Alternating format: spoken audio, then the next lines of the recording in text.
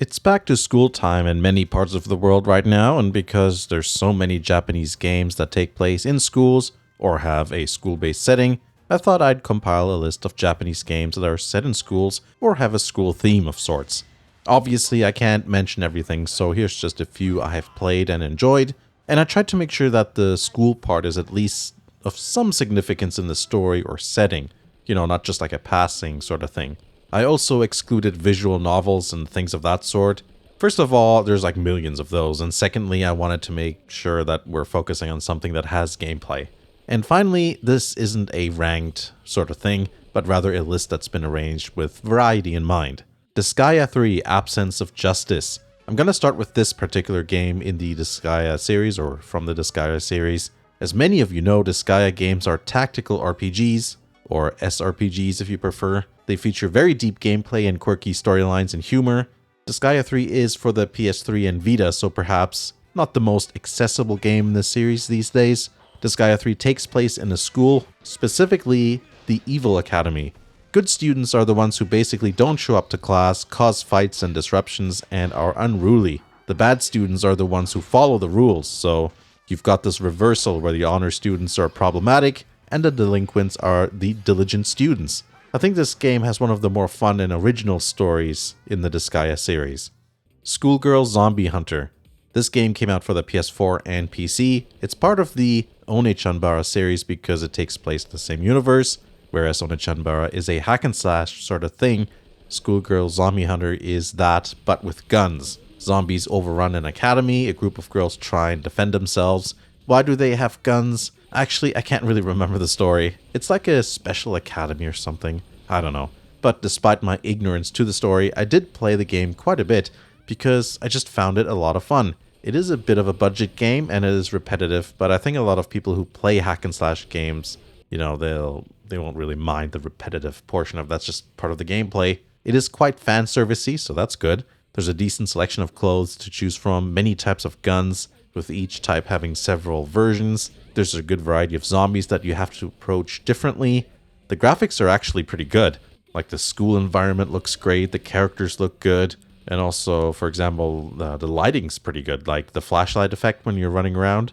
I also like that they put effort into the setting itself. The school grounds are actually quite large with multiple buildings, and they have multiple floors. In some missions, you can actually just run around and explore everything, and it's cool to see that they cared enough to put so much effort into it. You can also replay missions at various difficulties, and with different characters if you want. Persona 5. I don't think this series needs that much introduction. I just went with Persona 5 in this list because it's the newest one, and to be honest, it's the only one I've played. But yeah, the school setting thing is kind of Persona's trademark. It's not like the games are only set in schools, but school life is heavily interwoven in the narrative. Not really sure what to say about Persona that hasn't already been said. It's an often discussed sort of thing. It's one of the most popular JRPGs.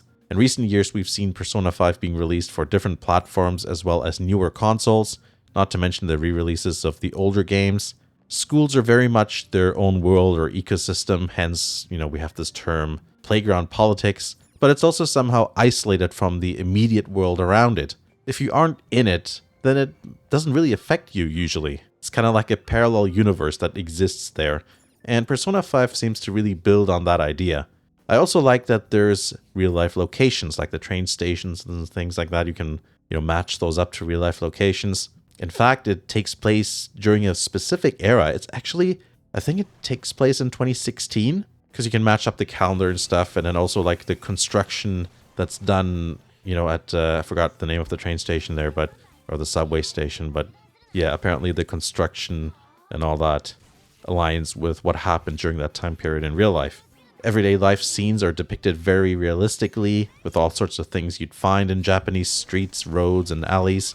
So that's another fun aspect of this game.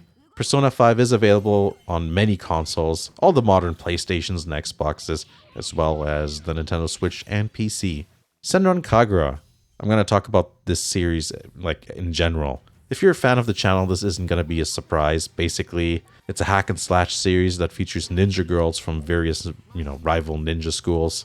And it happens to be very fan servicey. The hack and slash gameplay is generally speaking pretty good when you consider that it's a series on a budget. Despite the fan service and the humor, There are serious moments in the story too, which really fleshes out the characters well. And there are actually a lot of characters, and there's also a lot of outfits and very ecchi specific gameplay mechanics. There's clothing damage, transformation sequences, special attack cut-ins, finishers, you know, all sorts of things like that.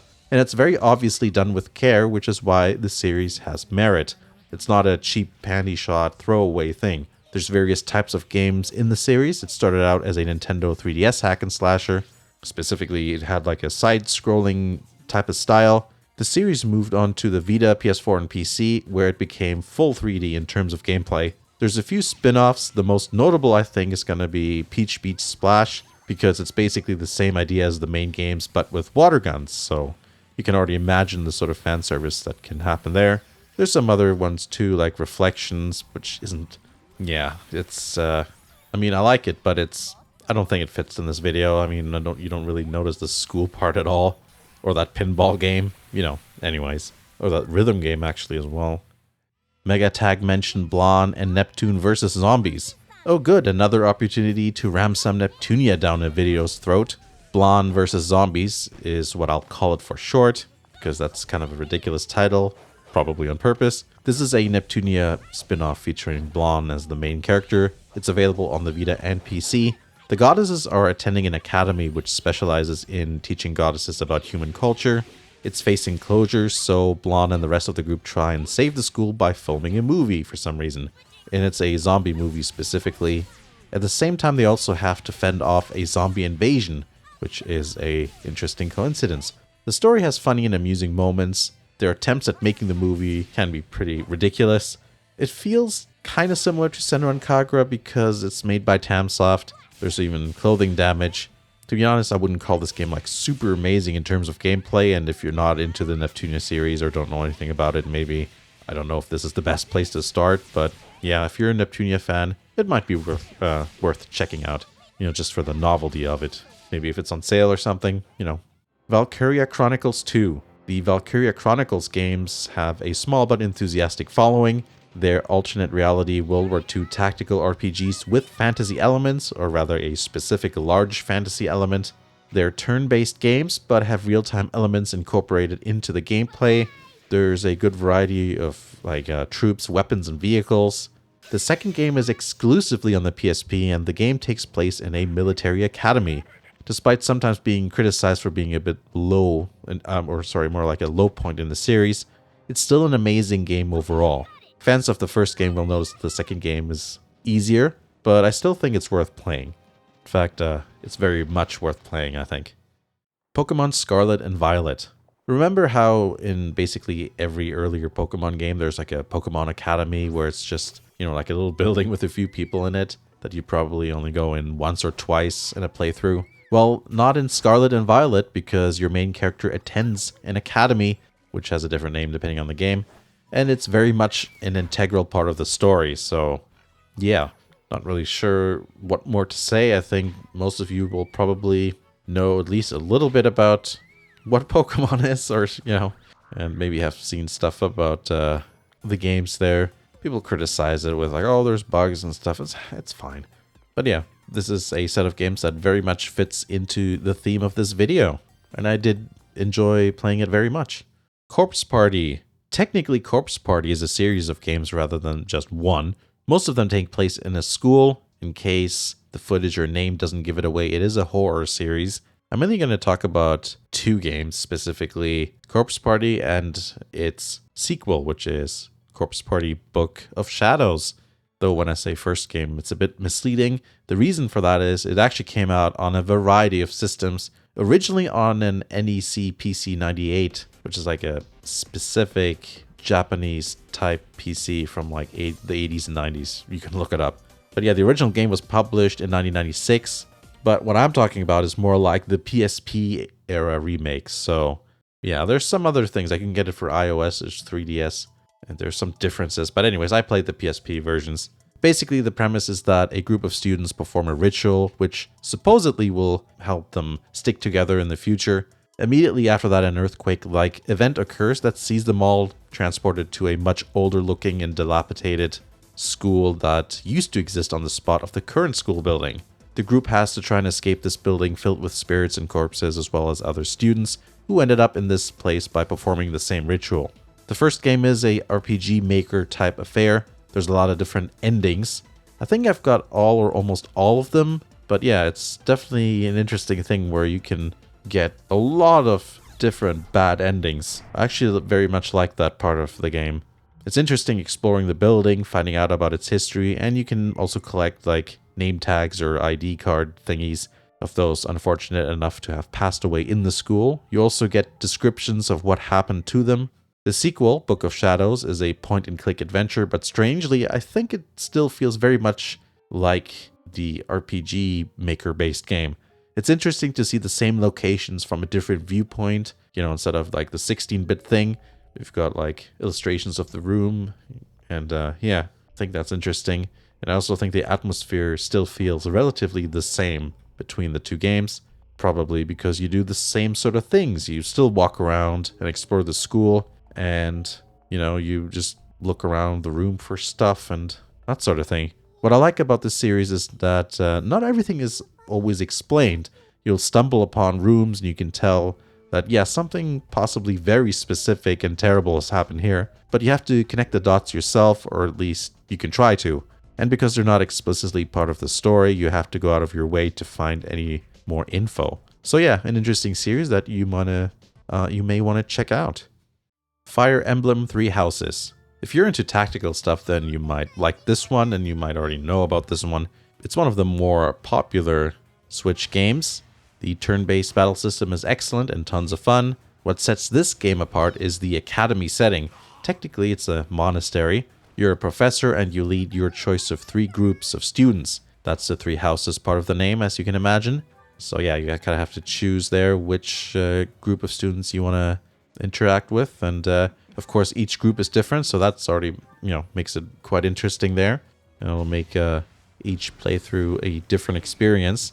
The social simulation elements are interesting, and the dating sim-like aspects that Fire Emblem is known for kind of feel enhanced with the social simulation stuff, because it feels like you get to know the characters more because you interact with them in various ways, and I think in that aspect it's more advanced than previous games in the series. At least from what I've played.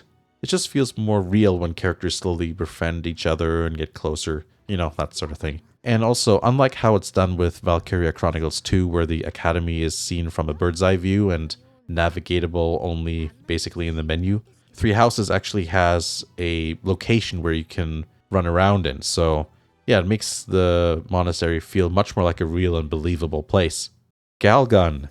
Yes, this is a fun one. This is a rail shooter. It's actually a series of games. It takes place in a school, as you might imagine. It's very ecchi with a ton of fan service. It's quite funny if you're into this sort of ecchi humor.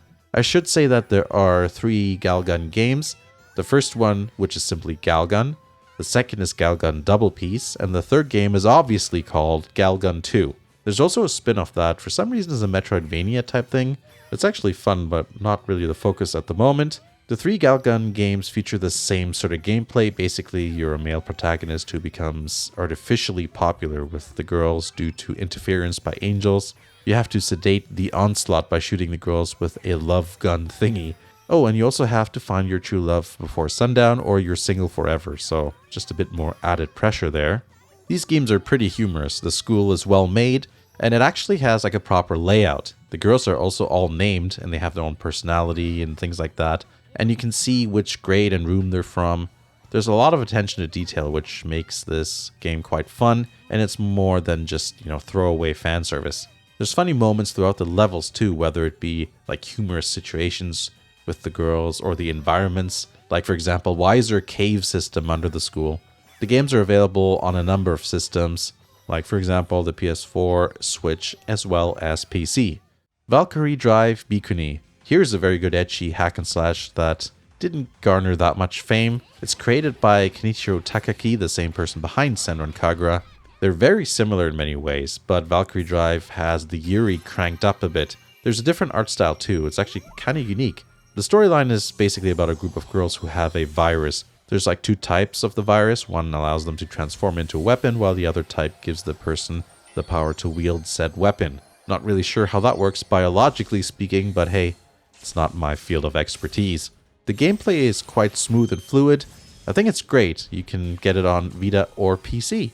And if you like Senran Kagura, then, well, you should have a look here, I think. So yeah, those are some Japanese games that feature schools in some sort of substantial way. I hope you found that interesting. Obviously, there's a lot more games, but these are just some that came to mind, and also some that I've, actually played. Let me know in the comments if there's anything you want to share in regards to the topic, whether it's about the games featured here or something I didn't talk about. Thanks for watching, and I'll see you again in the next video.